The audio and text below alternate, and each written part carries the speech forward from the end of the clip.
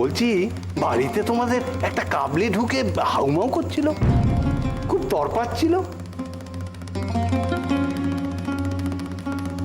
কি হয়েছিল ভায়া?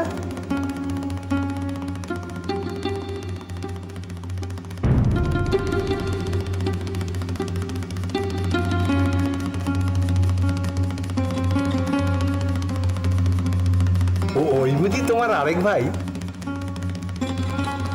আগে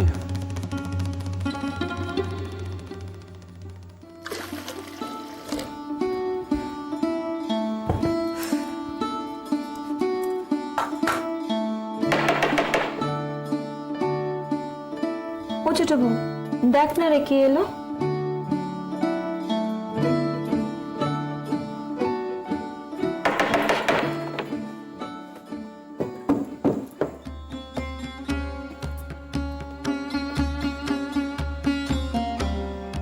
পর্দা এসছে।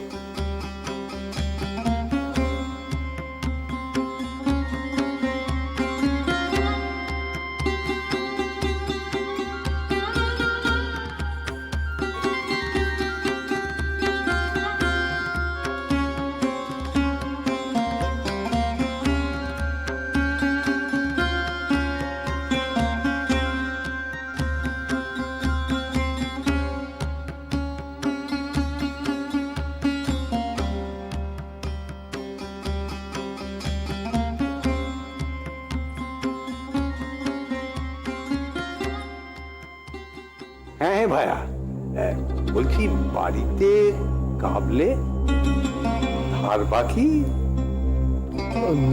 না না, ওই কাকে খুঁজতে কাকে আর কি, অন্য লোককে খুঁজতে খুঁজতে ভুল ঠিকানায় ঢুকে পড়েছে আর কি, বুঝলে না সে।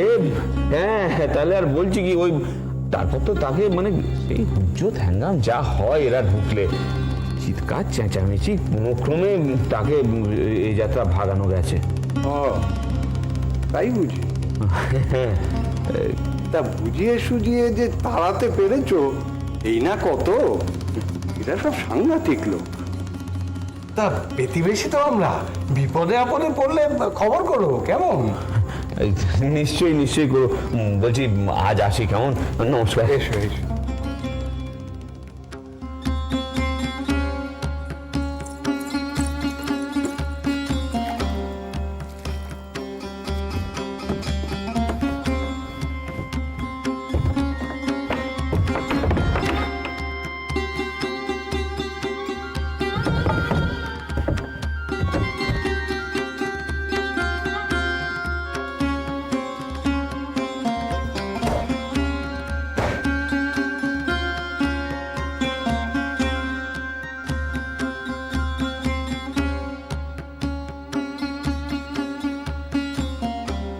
কিরে দেখা তাড়াতাড়ি বাড়ি চলে এই যে,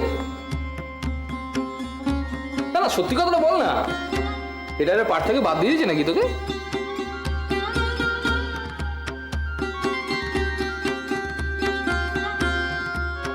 কেন গো শেষদা, কেন আমার থিয়েটারে পাঠ রইলো না গেল তা শুনে তোমার কি শুরু হবে শুনি?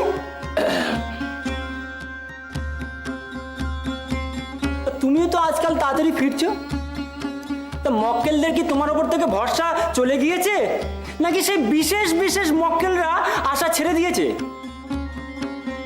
এই বেকআপ, মুখ সামলে কথা বলবি একদম।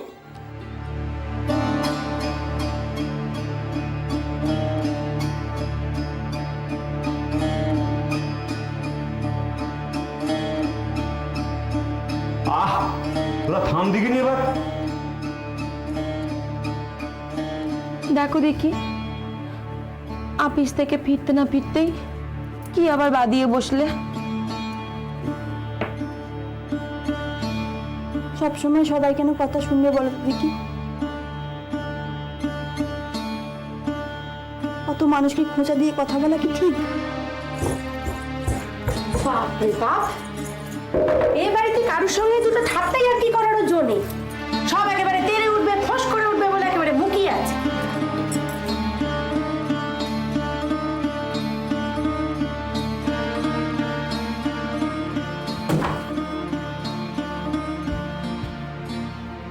বাড়িতে ঢুকেই কিছু না কিছু একটা লেগেই রয়েছে, বাড়ি ফিরতে ইচ্ছে করে।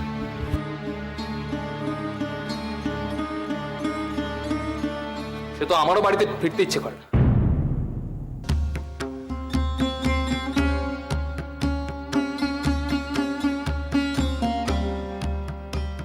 সকালবেলা গলির মোড়ে 4টে লোক বলা বলি করছিল, নতুন এই বাড়িতে এলো অমনি পিছু পিছু কাবলেও চলে এলো, হ্যাঁ হ্যাঁ করে খানি খেসে নিল। এইভাবে পথে ঘাটে দিনে দুপুরে যদি লোকে টিটকিরি করে তাহলে তো এ পাড়ায় টেকাটাই দায় হয়ে যায়। ওদের যাতে কিটকিরি সহ্য করতে না হয় সে চেষ্টাই তো করছি। তো পাশের বাড়ির বসাকবাবু তো তোমায় থাক তো, অনেকে অনেক কথা বলবে।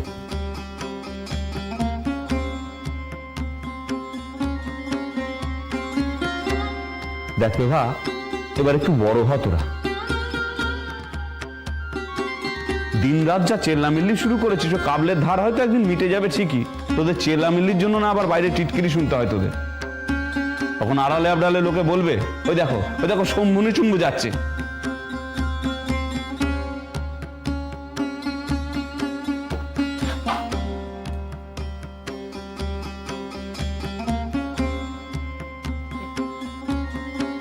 সে তো দেখাই যাবে কে কাকে কি বলে।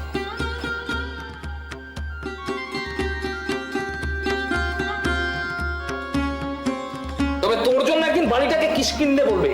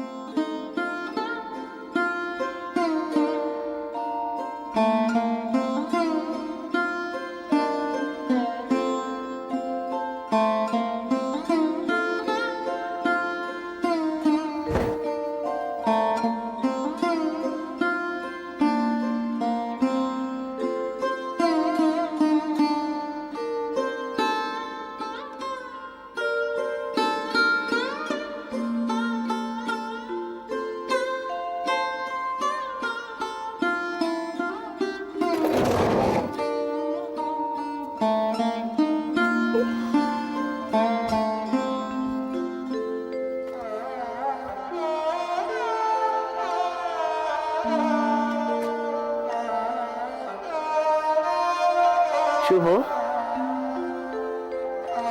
ও মা, এসো এসো এসো, বসো। আরে শুভ, টাকার জোগাড় কিছু হলো? ও, তোমায় তো বলা হয়নি মা, সকালবেলায় তুমি তো পুজোয় বসেছিলে, তোমাকে বলে আমি দৌড়ে বেরিয়ে গেলাম। ওই টাকার ব্যবস্থা একটা হয়েছে। হয়েছে? হ্যাঁ মা। তা একটা ধার সুদ থেকে আবার ধার করিস নি তো? না মা, ওই আমাদের পেবো বলেছে কিছু টাকা দেবে। পেবো টাকা দেবে? বলিস কি রে? হ্যাঁ গো মা, তেমনটাই তো বললে, ও তো বলেই ফেললে যে টাকা না দিলে মেজ বউ সংসারে তিষ্ঠতে দেবে। ও, তাহলে তেনারই কম্ম। কেমন মেয়ে মানুষ দেখ, সকাল থেকে আমাকে কিচ্ছুটি বললে না, পেটে কিল মেরে বসে রইল। সে কি আর তেমন মানুষ মা, তার জন্য কিছু করে 5 জনকে বলবে? এতটুকু উপকার করলেও ঘুণাক্ষরেও কেউ টেরটি পাবে না। যাক বাবা, এই যাত্রা বড় বাঁচা বেঁচে গেছি। কপালে যে আরো কত বেজ্জত ছিল কে জানে নইলে। মেজবু কি এমন তোর উপকার করলে? টাকা তো দিলে পেবো। দেখো মা, দেওয়াটা তো হাত দিয়ে হয় না, আসল দেওয়া তো হয় মন থেকে। সে মনটা যে তার অনেক বড় মা, এই কথাটা না চাইলেও মানতে হবে। স্বামীর হাতে টাকা এসেছে, সেই টাকায় উনি নবাবি করছেন। মা, টাকা তো অনেকের স্বামীর হাতেই আসে গো, কই তার মতো এমন নবাবি তো কেউ করে না। মুখ ফুটে একটিবারও তো কেউ বলে না। কেউ বলে কেন? কারণ তার ঘরে মেজবোর মতন একজন মানুষ আছে। আর সেই মানুষটি আমার গোটা সংসারটাকে একবার জেরবার করে দিলে। মাথায় আবার আরেকটা খেয়ালও এসেছে, আমার কাপড় নাকি রান্নাঘরের ছাদে শুকোতে দেবে। কোথার মধ্যে কোথায় কিছু নেই, হঠাৎ এসে বলে অনুমতি চাই। ভালোই তো, নিচে সবার সাথে তোমার কাপড় চোপড়, সে তো ভালোই করেছে মা। দেখ শুভ, তুইও সব কথাতে এত ভালো দেখিস না তো। আমি কি আর বুঝিলে কেন এসব করা? ওই ছাতে কাপড় মেলার বাহানা করে খানিক সময় কাটানো। এই যে তুমি কি বলো মা, ওটা একটা ছাদ হলো, চারিদিকের বাড়িতে একেবারে চাপা পড়ে আছে। অথচ দেখো আমাদের মেজ বউ সেই জায়গাটুকুকেও কেমন সুন্দর করে ব্যবহার করছে। হ্যাঁ, একেবারে ভারী সুন্দর করে ব্যবহার করছে। দেখ শুভ, তুই যাই বলিস, ওই বিটকেলে বুদ্ধি শুধু ওর মাথায় আসে।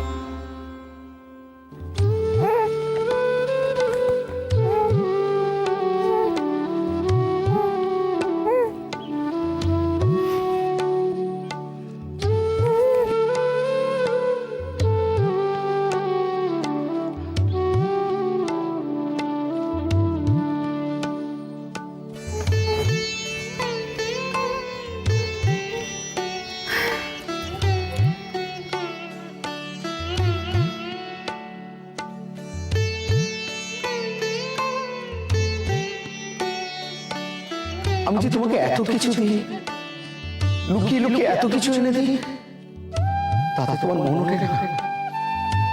শুধু যেটা দিতে পারিনি তার জন্য এত দীর্ঘশ্বাস।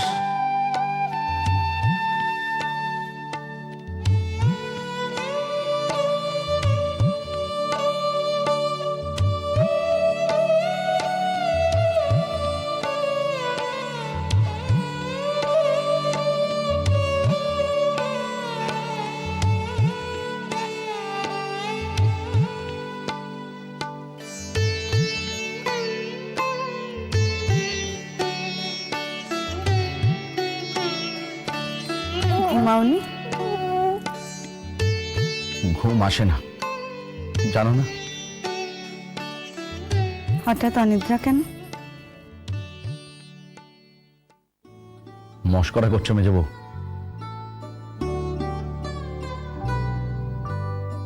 এত শাস্তি দিও না, ধম্মে সইবে না। তোমাকে আমি শাস্তি দিয়েছি?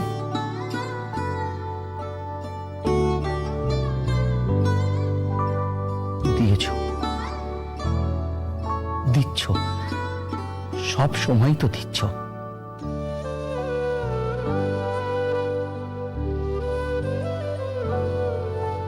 এই বাড়িতে আসার পর থেকে তুমি দুটি মনের কথা আমায় কওনি, আমার পানে চাওনি, আমার কাছে আসোনি, আমাকেও তোমার কাছে যেতে দাওনি।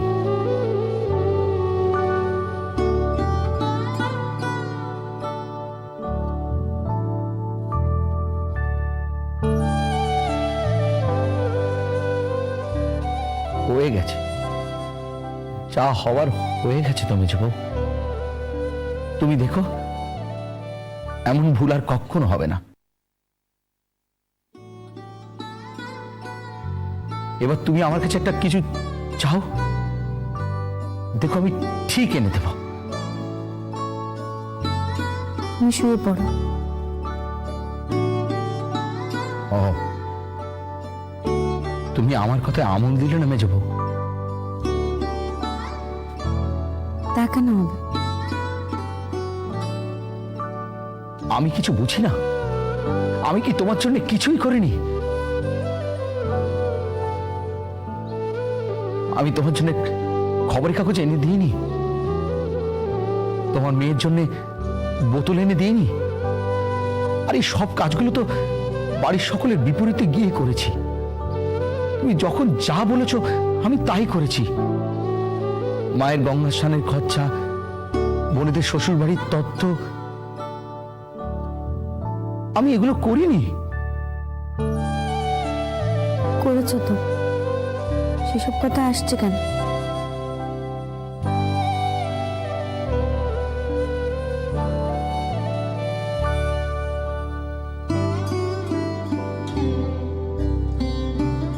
মেজো, এইভাবে দৌড় দিয়ে মেরো না। এসব কথা কেন আসছে তুমি জানো না? এই কি স্বামী স্ত্রীর সম্পর্ক? স্বামী স্ত্রীর সম্পর্কটা ঠিক কি গো?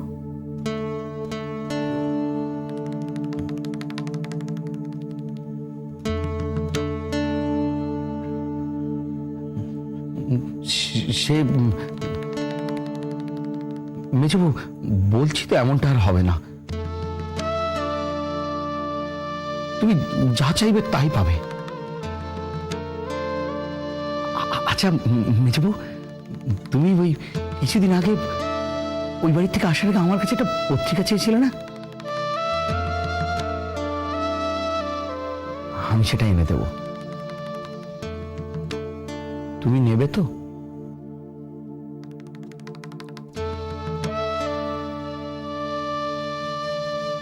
নেব।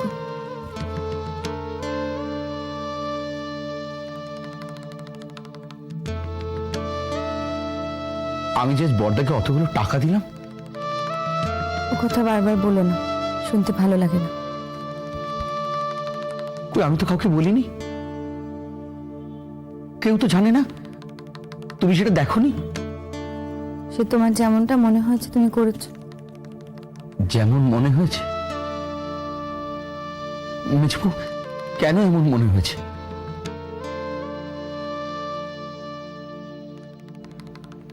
আমি কি জানি না যে কাউকে কোনো কিছু দিয়ে বড় মুখ করে বলা তোমার অপছন্দ?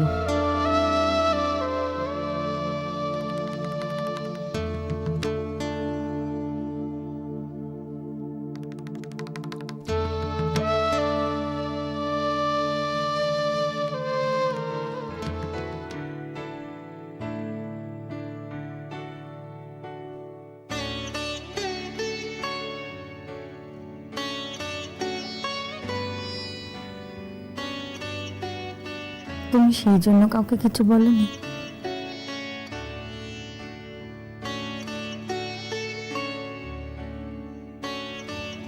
হ্যাঁ, তাই তো। তা না তো কি। দেখো, আমি তোমার জন্য বইখানা ঠিক কিনে এনে দেব।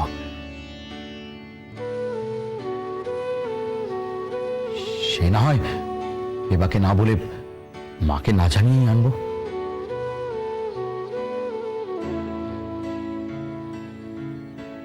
আর না হয় দেখলে দেখবে, আমি বলবো তোমার জন্য এনেছি। অত অসুবিধে করতে হবে, ও না হলেও হবে। না না, তা কেন হবে? সামান্য একটা বই এনে দেবো না?